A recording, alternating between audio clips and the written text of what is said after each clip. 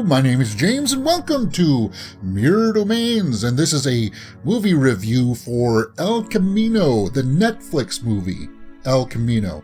Now, you're not going to see this in the theaters, but this movie was directed by Vince Gilligan and stars Aaron Paul, Matt Jones, Jonathan Banks, Todd Terry, Charles Baker, Jessie Plemons, and of course, Robert Forster. Now, I think that it was kind of a sobering thing learning that Robert Forster, may he rest in peace, just passed on the weekend, and here I am watching a movie with him in it.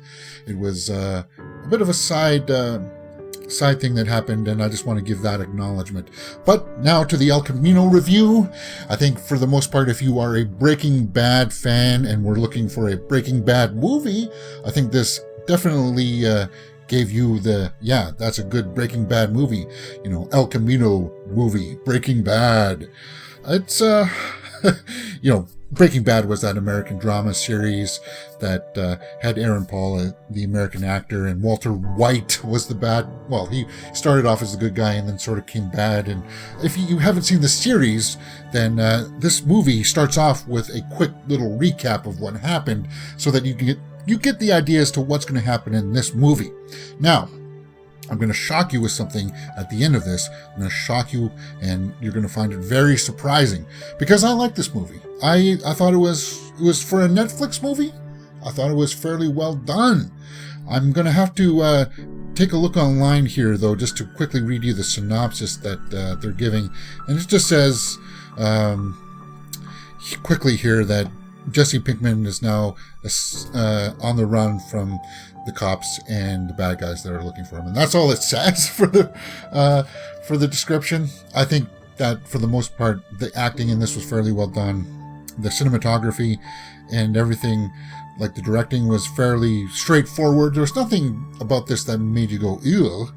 It's a man on the run trying to get his freedom back, because we see that he in flashbacks, and this is mostly told in flashbacks, that this movie we see that this character was held captive for some time. He was mistreated, he was abused, and now he gets his chance to get free. And I think if you were a fan of the series, this has a lot of nods, a lot of tips of the cap to you fans out there that'll go, yeah. Oh, cool. Oh, we get to see that character. That's cool. And, of course, I'm going to spoil something for you here at the end, because I think the only people searching for reviews for this are going to be, like, people who know the series and know the characters. And I think that's the only way to do it. And I'm not going to ramble on too much longer about this. I gave this movie a 7 out of 10. I think that's good. That's a fairly even score. I think it could be better. I think it would be better if you had seen the series and you got all the nods. You're going to give this a higher than 7 out of 10. But 7 out of 10 is fairly... It means that it's a good film, but it's it's not terrible, and it's got some things about it that a lot of people will like.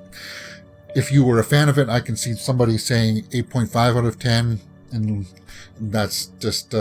because of the things that they do in it that'll make you go, oh, yeah, I like that. That's cool. Because I'm being told that it is just like an extended episode of the series Breaking Bad. And that's the surprise. I've never seen Breaking Bad. I never watched a single episode, and I went into this fresh. And why did I do that? Because, hey, I like movies. And people have... said that this is worth checking out on Netflix, and that's what I did. And that's the perspective that I want to give out there to most people, that, hey, if you haven't seen an episode of Breaking Bad, then there are things about this that you're going to be able to latch onto and say, oh, that's kind of an interesting little thing. I liked a lot of the stuff with the welder guy. There's a scene where he's trying to escape and get money, and then he has this altercation with somebody who he had in his past. And I like how it kind of wraps things up. There you go. It kind of wraps things up for his character, and we all know that he got away, and he eventually was going to be okay. We just this movie kind of shows us how he went about doing that. And I think you're going to get a lot of value out of that. And as I said, 7 out of 10 for El Camino. I'm not going to ramble on too much more about it. If you like the series, then you're going to like it probably a lot more. I just want to give you one more quick thing. I think the big money shot scene out of this, obviously, was when we saw that Bryan Cranston was indeed in this film. And I think that for a lot of people will be the selling point. Just a flashback scene. And I think they should have marketed it with that, because it's just kind of like, that's the money shot. That's the money scene. That's what people wanted to see, you know? And it's just kind of like, I know people would be then like, well, why wasn't he in it more? Why wasn't he in it more? Because it's not his story anymore. This movie is all about Jesse's character, played by Aaron Paul. And for that, I say that it was kind of like a nice ending. And I like that. There you go. El Camino, the Breaking Bad movie. What did you guys think? Let me know in the comments below. Did you see it on Netflix? I think you should go there and check it out.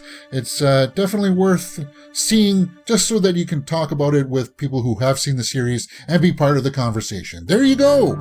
YouTube is recommending a video for you to watch right there, and you can see my latest one just right up here.